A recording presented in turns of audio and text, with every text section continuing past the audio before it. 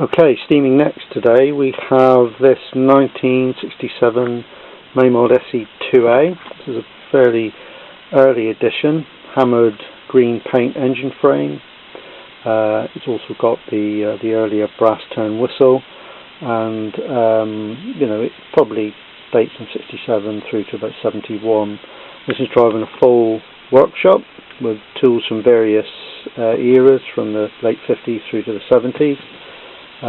Driving a typical 70s line shaft, obviously all connected together on a Meccano girder base. So we're going to see how this little fella performs. Ooh.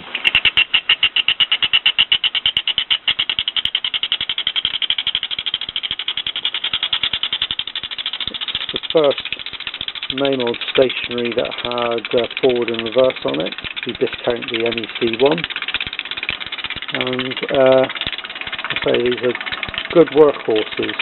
This particular one's unrestored, original condition. It's quite play worn in many respects, but it's good at shows. I can keep this one running all day, and it doesn't matter if it gets a little bit grubby, but it certainly demonstrates the principles of heat into steam and then into actual movement.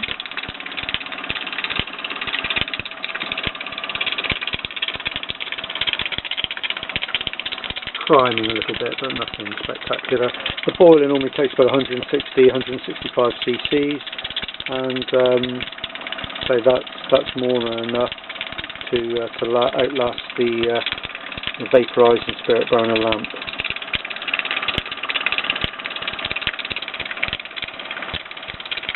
Quite a smooth little runner. It's been well lubricated prior to this run. Try and get rid of some of that water in there.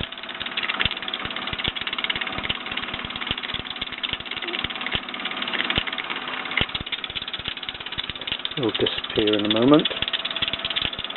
Just have a swig of Tanglefoot while I'm watching this.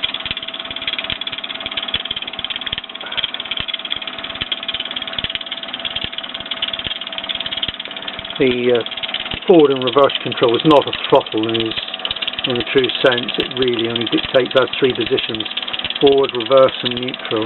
You can sort of like move it in between slots and you'll get a sort of degree of speed control, but it's really designed to be only in those three positions.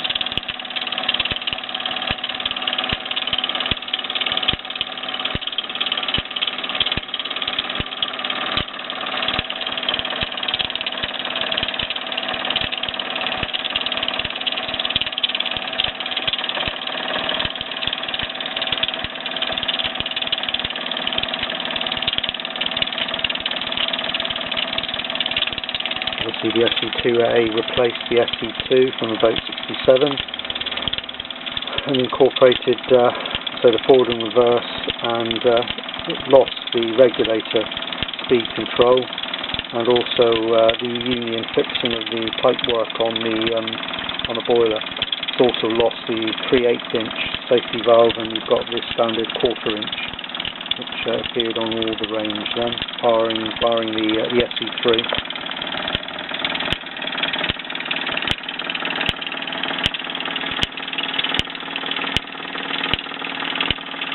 On this workshop, the hammer is the oldest, from probably about sort of early to mid-60s. The newest part is probably the grinder, which is from about the mid-70s, which has the characteristic sort of sagey green as opposed to minty green paintwork. And like I say, the engine frame on the engine itself is the curious hammered effect green paint, which I'm informed by Steve Malins was probably bought as a job lot by his father Eric Malins sometime in the 60s to try out, and as I say, it did appear on the Se1a, the Se3 and obviously the Se2a. It never appeared on any of the miners as far as I know. Do you have one with the paint on it? I'd be interested to see. So there we have it, 1967 Se2a, driving full workshop, and So it's probably only the second time that I've actually run this one while I've owned this engine, and it's coping with the task without any trouble whatsoever.